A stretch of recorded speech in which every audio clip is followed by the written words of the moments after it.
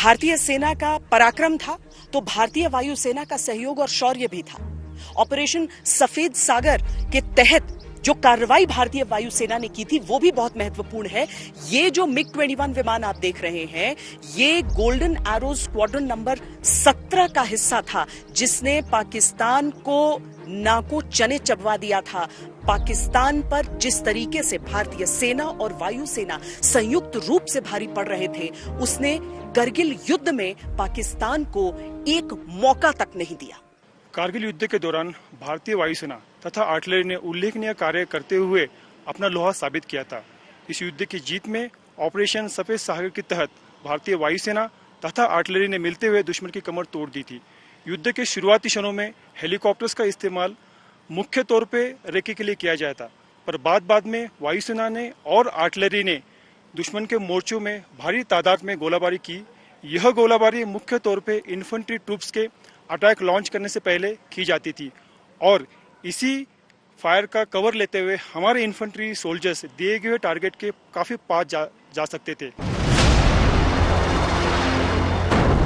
Tiger top पर भारी बमबारी जारी थी, लेकिन गोला बारूद अपने और परायों का फर्क नहीं जानते। हिंदुस्तानी बमबारी और तोपें अपने ही सैनिकों की जान पर भी उतना ही बड़ा खतरा थी,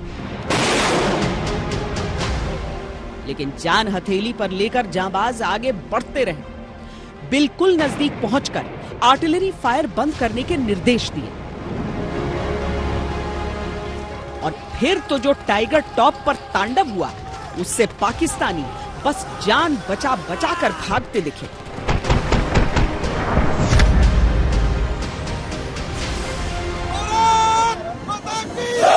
वो लगातार 5 बम गिराते थे, फिर उसके बाद बंद हो जाते थे, फिर 10 मिनट के बाद में फिर बम गिराना शुरू कर दिया। उनका एक पूरा ट्रेंड बन गया था, वो हमने देख लिया, समझ लिया।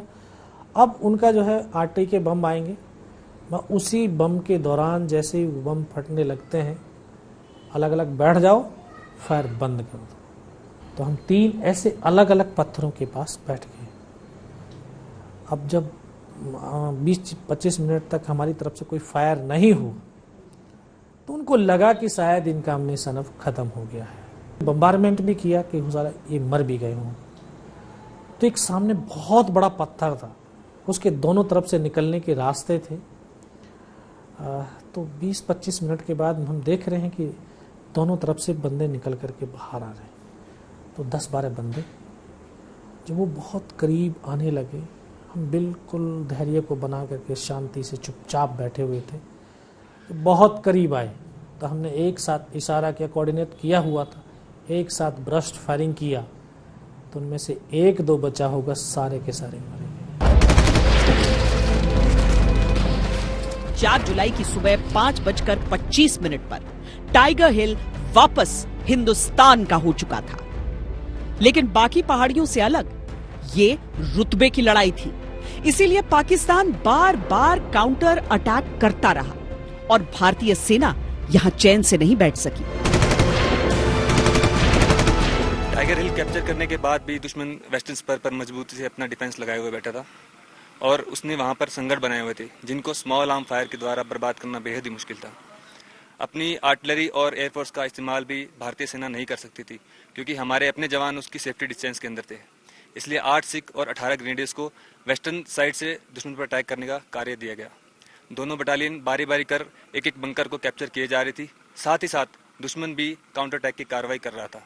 ऐसी कड़ी परिस्थिति में भी दोनों बटालियनों ने अदम्य साहस और युद्ध रणनीति का प्रयोग करते हुए मुश्किल दिखने वाली चढ़ाई और असंभव दिखने वाले कार्य को भी संभव कर दिखाया।